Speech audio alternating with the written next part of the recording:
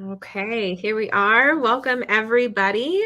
Hopefully, you are all settled in and ready for this amazing conversation that we are going to have with Rehva. I know I'm excited. Quick introduction if you haven't been to one of our lives before, I am Alexandria Scobie. I am one of the co founders of the Disruptors.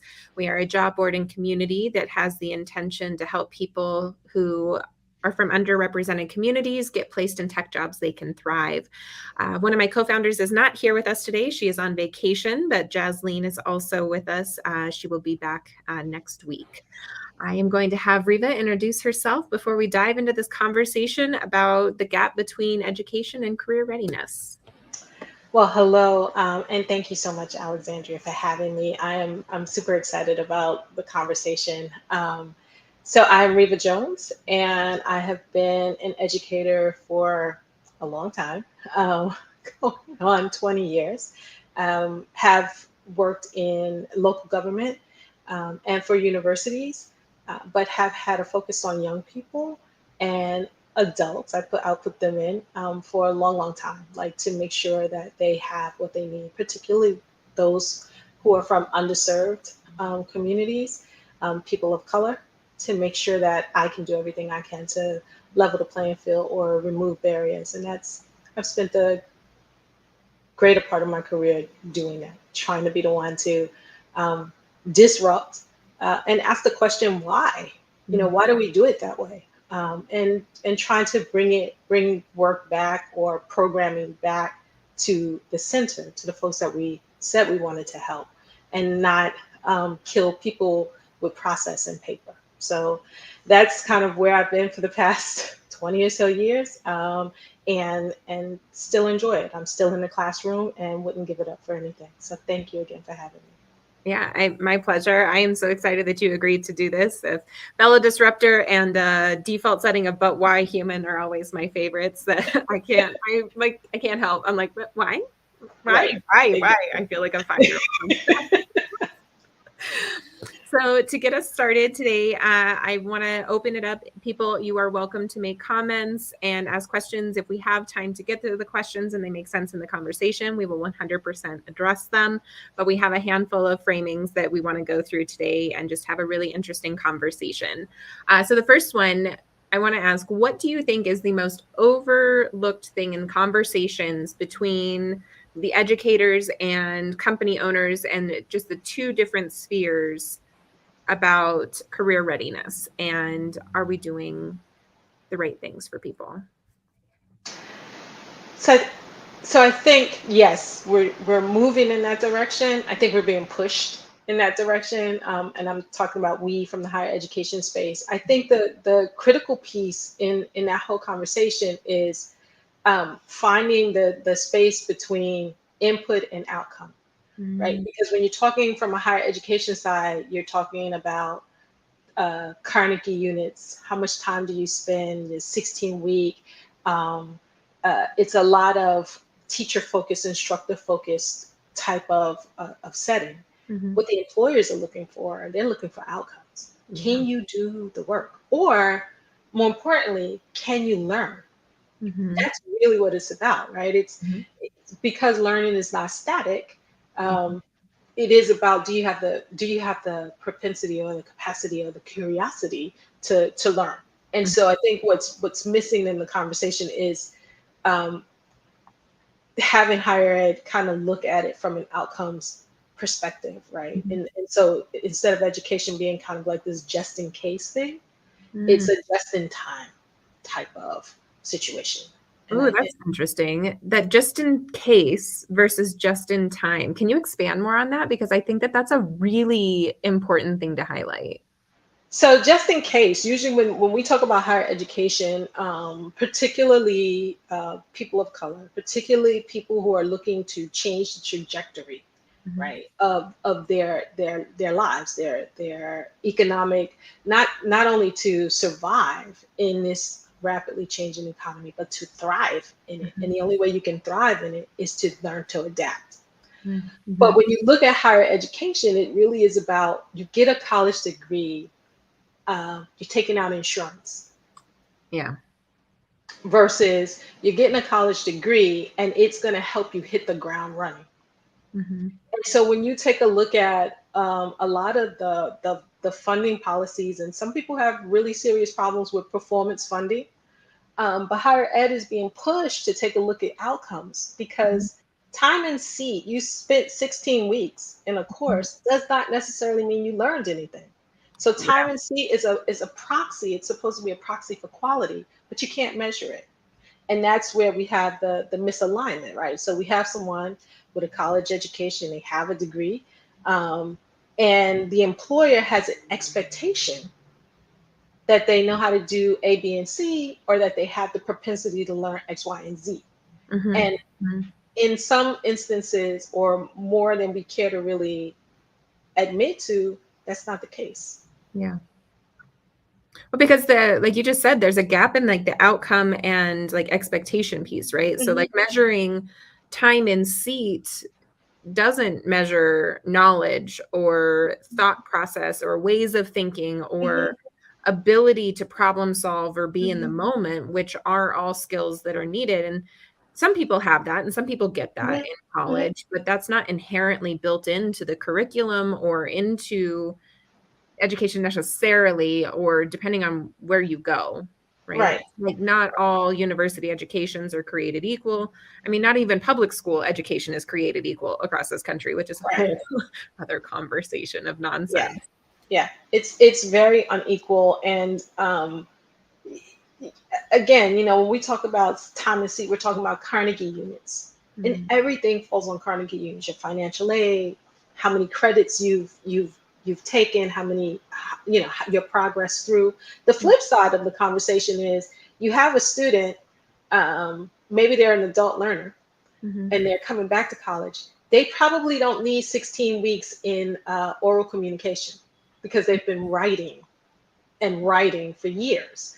And mhm, so, but you make that person sit through the same 16 weeks as, let's say, someone that's new, a freshly graduated high school student, who hasn't had the experience of, let's say, business writing, and they haven't had that type of experience. So they may need 16 weeks to hone that skill. But at the end, unless there's like some type of capstone or senior seminar type of mechanism, you give a final exam, mhm. pencil and paper, computer. But that doesn't necessarily measure whether or not the competency has been um, achieved. Yeah. Right? You can answer all the right questions and still have your presentation skills are not there. They're just Mhm. not there. Well, there's also a difference between rote memory, right? Like, I memorized the things I needed to do for the test, or I practiced for this very specific instance, but can you extrapolate that out to other similar scenarios or into generalized problem solving? Like, you got to one answer, but that doesn't Mhm. mean that you can get to the other answer, which is what you have to do in a career. Right. Right. And the other interesting thing that I think you just talked about was the stage of life. Where Mhm. are you at your stage of life and what experience do you already have? And that's a heavy lift for a college or a university or a different education system to be able to say, oh, okay, well, if you're X amount of years old, we expect you to have this kind of life experience. That's not true either, necessarily. Mhm. Mm-mm. And so, how many tracks would we potentially need to be able to meet the actual needs of everybody? And how would we facilitate that even on a larger scale?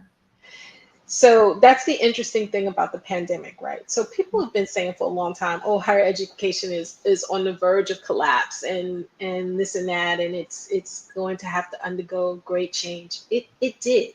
So the Mhm, pandemic brought on a type of disruption that, on the flip side of it, it's going to make moving to this individualized instructional space that you're referring to a mhm, lot easier, right? And now technology is not the end all to be all, mhm, right?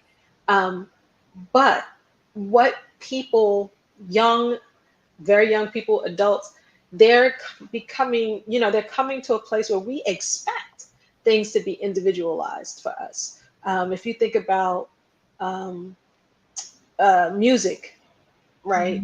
mhm, How we can just go on and streaming services and build our own playlists and mhm, things like that. So the technology is there to provide the individualized type of shaping and instruction. But yeah, we would have to really figure out how do we facilitate that, Mhm. right? Because instructors or professors, and some will disagree, but we're really curators of resource materials, right?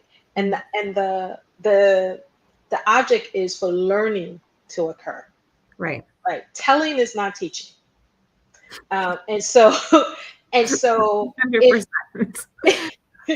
if you're an instructor, if you're a professor, um, you should is a judgment statement, but we would be looking towards having learning occur, Mhm. and not that we got through a bunch of course material within a specified amount of time and we're assessing, like you said, nuggets of information that may or may not be connected to a larger or broader background or context. Mhm. So I think that now that everyone got pushed online, Mhm. we're not afraid of those spaces anymore. Now it's just to get in and create.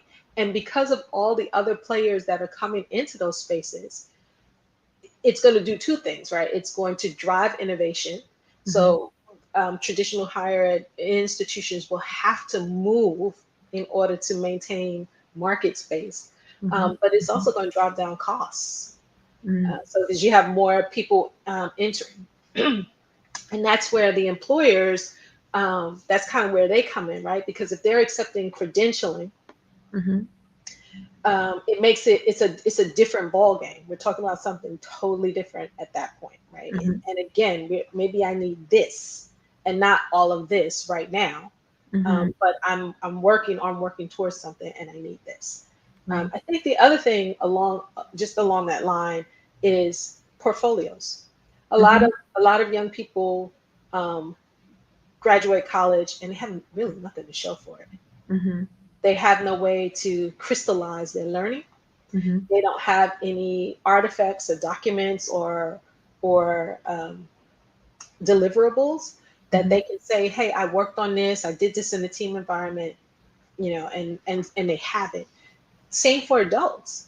Adults come to college with a tremendous wealth of experience, but to Mhm. have them codify and crystallize that, Mhm. and build this portfolio, it does two things. It encourages them to finish, Mhm. and they become a lot bolder and sharper in the things that they pursue because they realize that they have all of this experience. Uh, Mhm. and sometimes they feel a little less than because they don't have that piece of paper. Mhm. So it's interesting. I think yeah, technology will definitely allow for the individualized learning that you talk about. Yeah, and I think that's super interesting. You're right. Like technology, like it in and of itself is a disruptive element in our space anymore, and it can't be ignored, and it's not going anywhere. And I think we wouldn't want it to either, really, but making sure that it is we're using it as a tool to get to where we Mhm. want to go Right. versus it just being there around or any of those things. Like we can really leverage this in this moment. And I really like what you're talking about with the portfolios. And portfolios are very ubiquitous in the tech space, right? Like that's very much how people showcase their skills.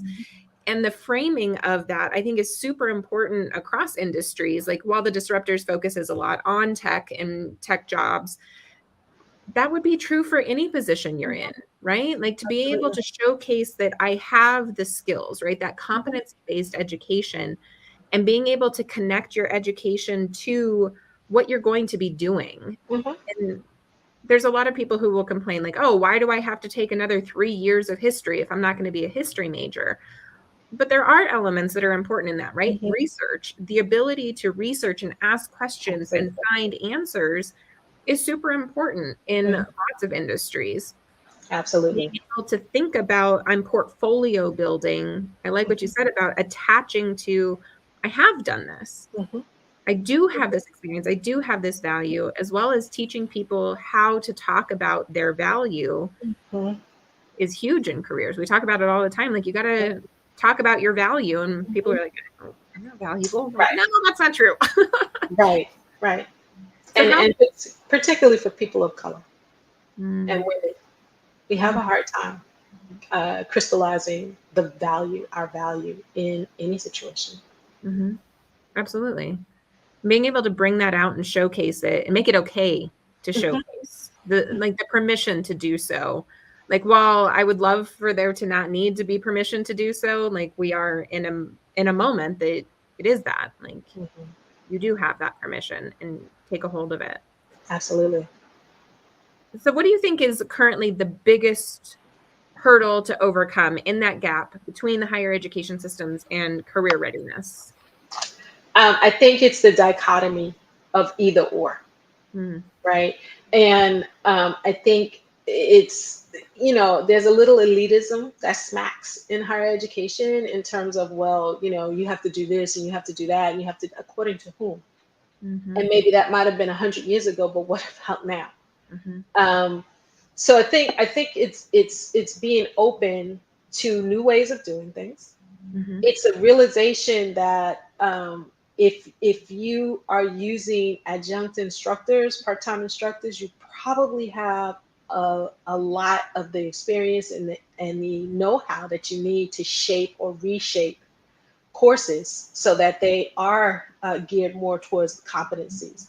mhm, Um, but I think the biggest hurdle is just overcoming the dichotomy, and it reminds me of the difference in K-12 when they start talking about vocational mhm, ed versus like a college path. That's a false dichotomy, mhm, right? Every young person graduating from high school should have a skill mhm, that will allow them to get an entry level job. mhm, Absolutely. But what has happened over the years is, as that deteriorates, is that we begin to use the college degree as a proxy for competency.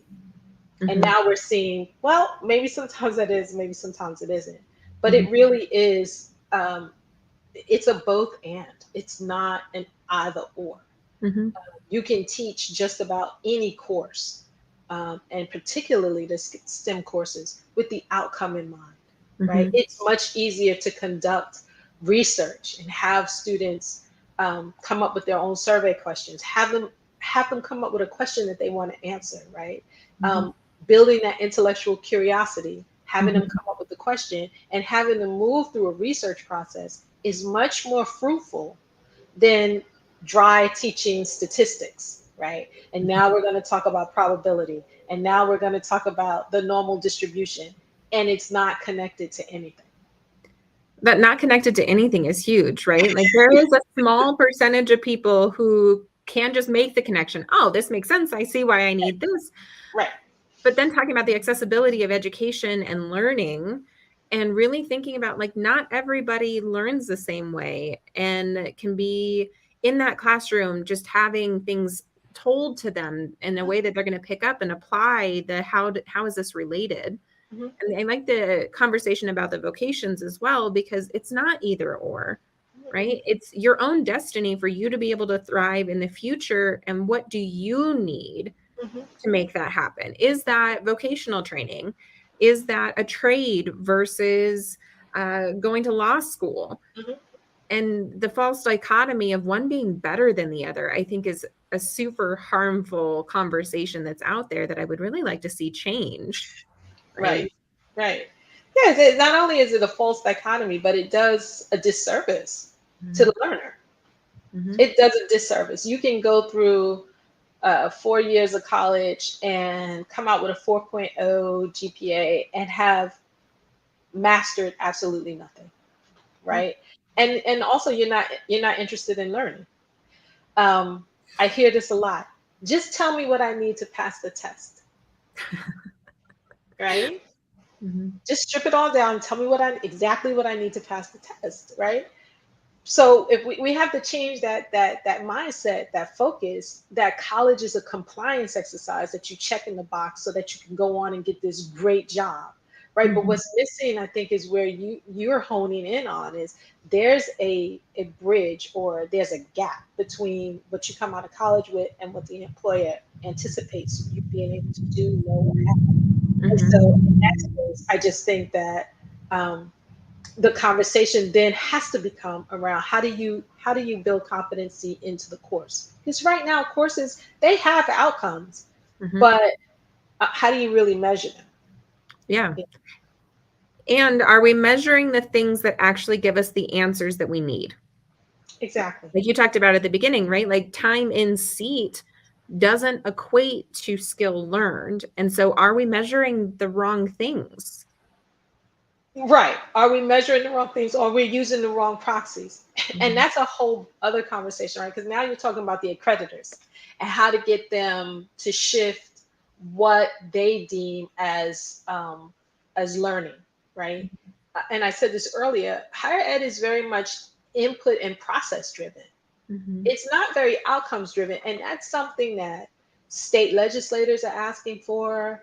The U.S. Department of Education is beginning to ask for it. Like, how does all this 4 years uh, equate to being able to get a stronghold in the market? Mhm. And we're struggling to answer that question, right? And some higher education institutions feel like that's not what we do. That's scope creep. But when you're spending millions of dollars or hundreds of thousands of dollars on education, it does become um, incumbent upon you to think about, okay, when this student graduates with $250,000 in debt, Mhm. what kind of job did you prepare them for? Mhm. So at the very least, they can pay down the debt and still live. Right. Well, and I think it's very interesting that you're talking about, like, I think that is the gap right there. The thought of what the higher education institutions are for, and the like expectation of people coming into them, and the expectation of companies is that there's outcomes. Mhm, Like when you go to college, you expect to get a job mhm. afterwards. And employers expect that if you have a piece of paper that you're ready to do this job, but there's a complete misalignment of what that looks like and what that means. Well, it goes back to the origins of higher education, right? Higher education was not meant for everybody. Right. Right. And most of us didn't gain access to it until, the mid century, right? Mhm, mhm, And so it still has structures and processes and traditions and cultures that are very exclusive of people, right? mhm, So when you're, you know, well to do, right? Male majority, you're going to college to create networks, to um, leverage other learning, to get to know other people, and but your career is pretty secure. mhm, mhm, That used to be the case, but when you open it up and then education somehow becomes the great equalizer, or in my case as a first generation student, it was transformative to my mhm, career trajectory. mhm, Now we have to be talking about outcomes mhm. and thinking about the purpose.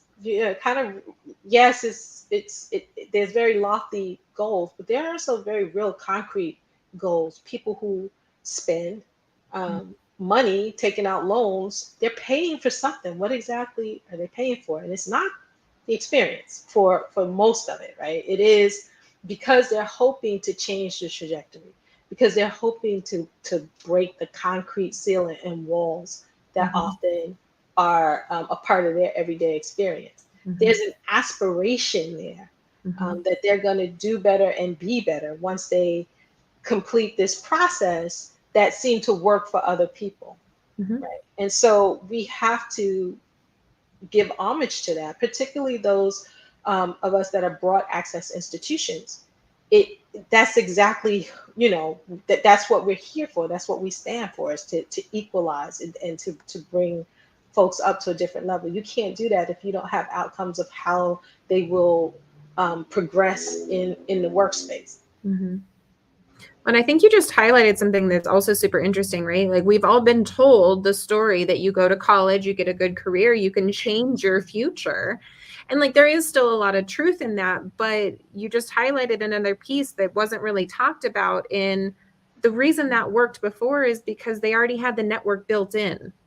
They were just there to be socialized. They were just there to meet new people, and they already had that safety net coming out of it that existed, whether they went to college or not. Hmm. And Yes. so that's the missing link for a lot of people is you don't have that network, right? If you come out Mhm. of a community that's been historically marginalized, your community looks different. You're hoping that college will change that trajectory and will Mhm. change that community, and it does to a point. But if you don't realize or you aren't told that's what you're there to do, then you're there reading your books and getting the grades and doing those things Mhm. versus the networking and the socializing and Mhm. Mhm. the other aspect. It's the cultural capital that you build. Mhm. Um, and in certain industries, tech, finance, you have to really have some type of internship that you have done, or that network has to be alive and working for you, right? Because those are not industries that you just walk in off the street and can work your way up, right? How many people actually go to school in finance and they want to become investment bankers, only to find that the industry is very closed and Mhm. very select, right? Mhm. And if you didn't do an internship at this company, if you didn't go to the right school, Mhm. you significantly lower your chances of that dream job. Mhm. Which is an interesting conversation specifically about tech, right? Because there is this thought of like, oh, anybody can do it. It's very entrepreneurial and all kinds of startups and all these spaces, but there is a whole lot of gatekeeping that still happens. And Absolutely. it's almost worse in my opinion that it's not a conscious gatekeeping. There is a thought that like we're open and like you just it's still self-taught and like all those things like and that's true to a point, but you still have to have somebody who welcomes you in. You still have to have somebody who opens that door. Hmm. And how do we create more of conversations around that? Because there is also the excuses of, oh, we're bootstrapped, we're resource starved, like we're fast moving, and you have to be able to hit the ground running. Like, well, but everybody learned. Hmm. So, what social responsibility do you have as a company to open those doors for the entry level, for the internships, to give the opportunities for people to come in that don't look the way it's always looked? Hmm. Hmm. And that is, again, to go back to your question about, kind of what's missing, where's the gap, that connection between higher ed and employer. And so you have more institutions that have college or the career offices and things like that. But to make sure that they are representative of the the future you're trying to give these students, that's a Mhm, very different thing, right? Because if it's on network, then you're looking at the network of the person that's heading it, or the network of the president of the organization, mhm, or the college or university, and that may not necessarily be enough mhm, to give students, young people, or people who are seeking second and third careers the mhm, opportunity that they need, right? That advocate, the person who's going to advocate for you at a table that you are not at. mhm, That's extremely important. And how do you build those relationships and make those connections? mhm. And the advocacy too, being willing to do that for someone else. The recognition of individual privilege of this is the space I can help someone in. And everybody having the ability to help someone else Mhm. and being willing and able and to have space to take a breath to say, I can and will help someone else. Even like, I'm not where I want to be yet, but I can also, I'm further along than somebody else. And how can I help them? Mhm. And I think the other piece that you just brought up, that conversation between employers and higher education or other educational like learning institutions, because we have lots of options now, right? It's not Mhm. just the college or university level. There's boot camps, there's Mhm. online courses, there's lots Mhm. of things. So there's lots of different people at that table now, but it also seems like they're not necessarily fully talking and communicating. So if Mhm. you, from the higher education perspective, got the opportunity to talk to a group of employers, what would you want them to know and adjustments that you would like to see? Um, I would like to, I'd like them to get to a space where they're realizing that they have a great mission and goal, but that where they are now doesn't necessarily represent the diversity of what they're talking about. Mhm, Because those higher aspirations, you mostly you reach them when you have a diverse set of thoughts, when you have a diverse set of experiences, when you have a diverse set of backgrounds and Mhm. cultures. To have the realization that there's a gap between where we are right now and where we want to be, Mhm. and that there are pools of candidates Mhm. that are out there that are sharp and hungry and seeking the opportunity, right? That it's not a leaky pipeline. That Mhm. we're talking about your networks Mhm. that look a lot like you, that have the same kind of likes and dislikes, right? Mhm. We're talking about stepping outside of that space and welcoming something different and new. Yeah, something different and new, and opening up for what can fill the area of opportunity that we're missing. Hmm. I think that's a conversation I have with lots of leaders all the time, and I'm like, "Oh, they don't look like this. They don't look like a developer. They don't look like a Hmm. project manager," and just, like, deciding that somebody doesn't have the skills because they aren't what you're used to seeing in that. Hmm. I love that conversation, like, pushing on that. Like, what does that mean? Hmm. Like, "Oh, they don't look like the mirror." Well, what are the skills? Like, what are the competencies? Right. Like, what do we actually need here in this moment? And Hmm. what are we missing? Hmm. Because if you don't have enough people around the table talking about the problem, you're ignoring whole portions of the problem that you can't even see. Right. And and just to add to your point, which is key. um, yeah, you'd like somebody that can hit the ground running, Mhm, but what about that person that has an extraordinary capacity to learn?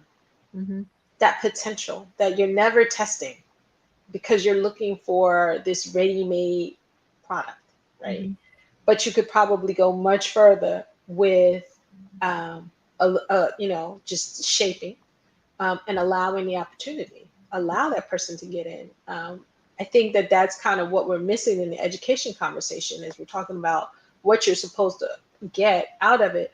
But at the end of the day, if you haven't created a curious learner, mhm. which is different from a student, Right. right? And that's why students sometimes are not excelling or thriving in online and teaching environments because you have to be a learner to Mhm, survive in an online teaching environment to feel comfortable, right? mhm. You have to go outside and get information on your own.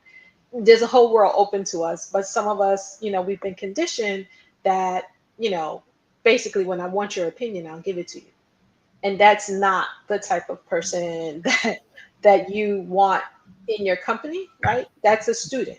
You want a learner, and you have to grow those. Mhm. Well, and I think that's a huge piece right now. The future of work, right? The future of work is now. We are in the information age. We are in the space of being an information economy, and that means learner, Mhm. right? It's always changing, it's always growing. The trajectory of tech and the changing landscape, it's fast. It's Mhm. a very fast cycle, but that also means that everybody within the tech space right now or within these industries right now that are all pushed by tech, they're constantly evolving and changing. So everyone has to be that learner. Mhm. And so switching from, oh, if I want the best salesperson, I go to the, I don't know, whatever, Wharton School of Business, right? I think that that's supposedly the best one. But are they learning? Do they want to learn? Are they curious? Right. Are And they how do you curious? measure that on a resume? How do you talk about that? How do you see that in a portfolio?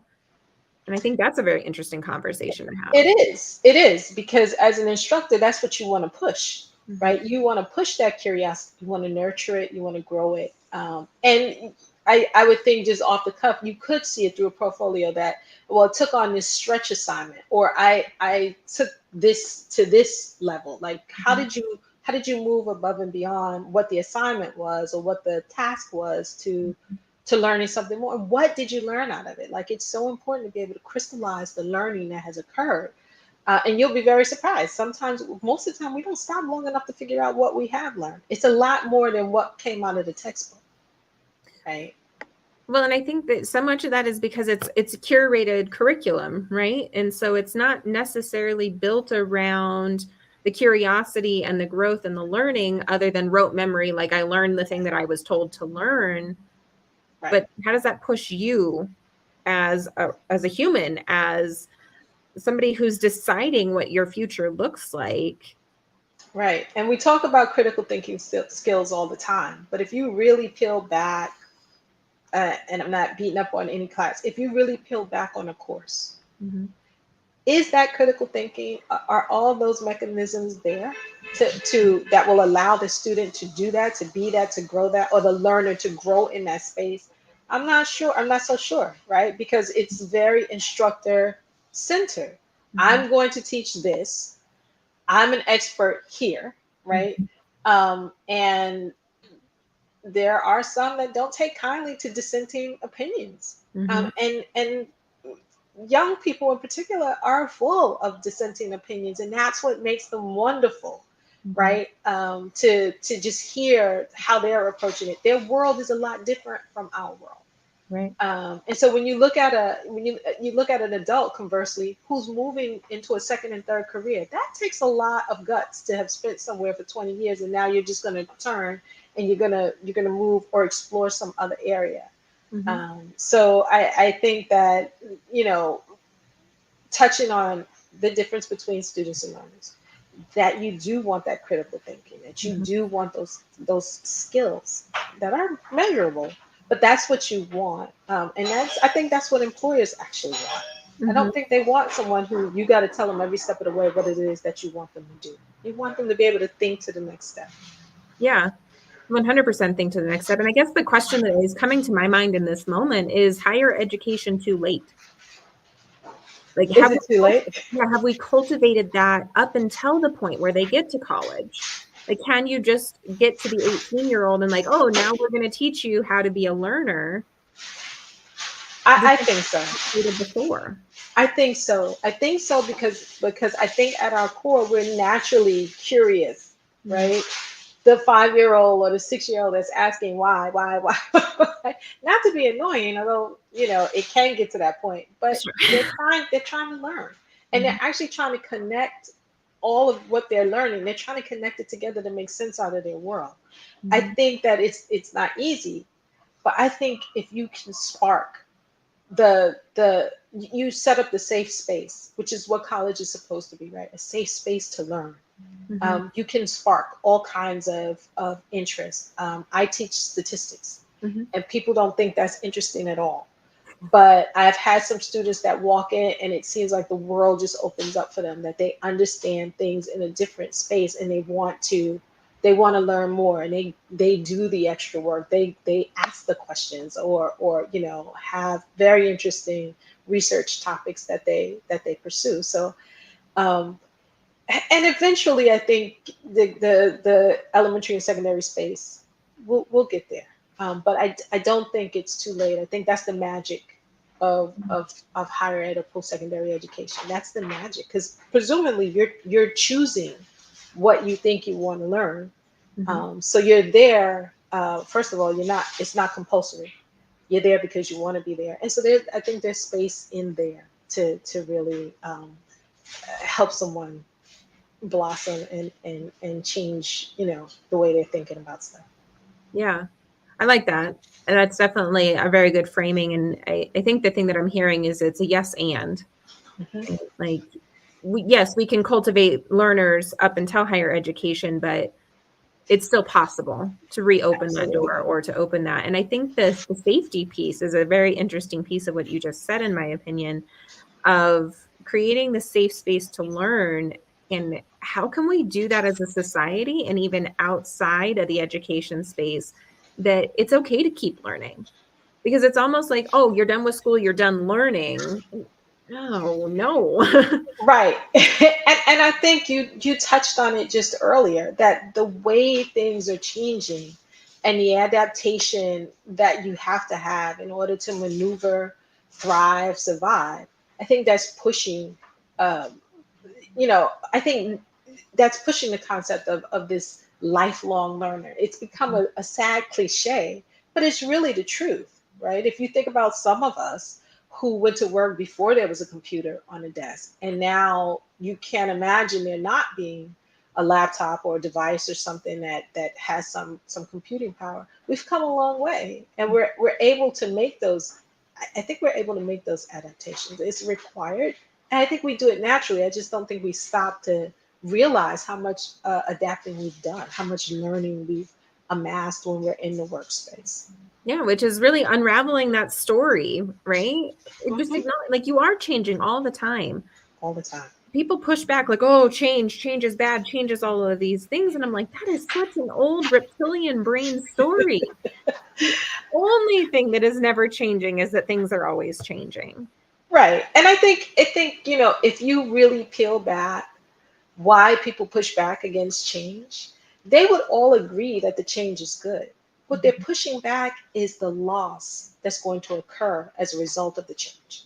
And so once you can understand what people feel like they're losing or what they actually are losing, and you're able to cover ground in that space, Mhm. then the change is internalized and institutionalized in the organization. But people, I would think that most people would agree, that change is good, Mhm. but it's the loss and it's a transition, right? The minute you make the change, that's instantaneous, but adapting to that change, that's a process, that's a transition, that's very uncomfortable, right? Yeah. And you So, make an interesting point with the grief, right? The loss, absolutely.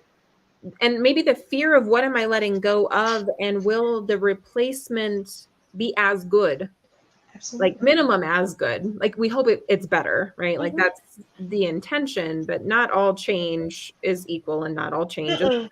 sometimes you got to do some iterative testing, Hmm. which is another interesting thing with the tech space, right? Like with the agile and the fast moving and like move fast and break things, you're going to make mistakes. Hmm. You're going to lose. You're not always going to win.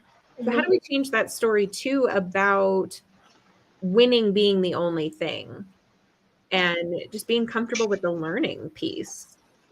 I I think a lot of employers want to embrace that. But again, it's creating the culture that supports that, right? So you would have to have your rewards system in place that really kind of supports the learning, or the feedback, as they Mhm. say. And I think that culture is very much alive and well in most organizations. But some have to move to that space, and some never will, right? It will just always be high stakes, high pressure, or low stakes compliance. It depends on what the industry is, but I think um, for the most part, um, folks are okay with allowing people to make mistakes and learn from those mistakes. At least they give lip service to it now. And I'm hoping that they'll do the work internally to ensure that the culture is the safe space. Mhm. Because you'll be surprised, once you give people the space to make mistakes, they actually make less of them. Yeah, because they're not so worried about making a mistake that they actually are just focused on the task at hand Right. versus all of these other potential punishments that might be coming. Hmm. So, one of the other questions that I want to talk about is what other educational opportunities could we be exploring? Could we be opening the door to or supporting that would create more accessibility and equitability in being able to choose a future that you can thrive in and career readiness? I think they're all around us, right? I joke about YouTube University, right? But it's an excellent place to go if you're doing some cursory research. There are a lot of new entrants in the outlier.org folks who are doing things with a film cinematic flair to it. Like they're delivering these courses. There's Coursera. There's a lot of for-profit entities. And then you have the for-profits that's being assumed by the traditional universities like Purdue University Online. Mhm. So there's a lot of different ways to get credentialing, micro credentialing, or you're not quite sure what you want. Again, just in time learning. Mhm. The internet and the connectivity that we have is opening up the space so that they're just tremendous places. And even employers are taking a look at that. They're hiring chief learning officers to make sure that the learning that happens in the organization, you can capture the knowledge and leverage it, but also that you're providing that type of uh, incentive, encouragement, for folks to want to learn, to want to move up, to want to be in a different space. So I think we're really submersed in it to the point where it could be overload, and we have to at this time kind of make the distinctions between what we want, what we don't want. Mhm. But they're all around, and they're all at different price points, right? And Right. so that's something else that the traditional colleges and universities have to really look at, because the more entrants you have in any industry, of course, you're going to drive down costs, right? Mhm. And so it's going to be really hard for you to justify, right, that $20,000, $30,000 uh, tuition price tag, because there are so many other people, and employers play a huge role in that too, right? Because if they accept these credentials, or the micro credentialing, they open up a whole different space, and so it doesn't have to be just this one way. But I would argue that universities are very versatile because they have these continuing education departments Mhm. where you can continue your learning, and it's not at that super duper rate, but you are gaining education or continuing in your learning even after you graduate. So Mhm. we're submersed. There's knowledge everywhere. You can get it just about anywhere. But I really hats off to the employers that are looking at learning systems, and how to leverage it and how to keep the learning going, and the information fresh within the organization. Yeah, I agree. And the submersive, like we are, right? It's everywhere, and it's almost a choice to not be learning things. It's not almost, it is a choice not to You have learning. to work really hard not to learn. You do, because it's everywhere. And I think that goes back to that portfolio conversation, Hmm. right? Really Hmm. acknowledging what you're learning, why Hmm. you're learning it, and like maybe being more intentional and purposeful Hmm. in it. Hmm. And what story are you trying to tell? Exactly. Yeah. And from those who are providing the learning, right? Work backwards.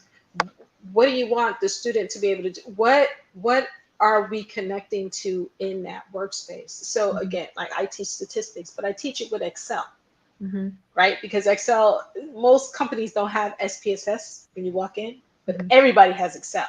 Yes. And so the learning that comes out of that, so now you're letting the package do all the computations, and the Mhm. student or the learner can hold the concepts and connect them in different ways, right? And now they graduate, or they have a portfolio full of case studies that they've done and research that they've conducted that shows, yes, not only did I understand the concepts of statistics, but I was able to apply them through Excel, which is something that isn't every company.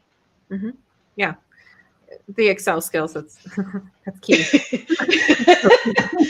It is because we all deal with data, whether we want to or not. We all deal with data. It is a part of our everyday lives, right? Every Every time single we get every time we get in the car, we're looking at a dashboard. Every Mhm. time, right?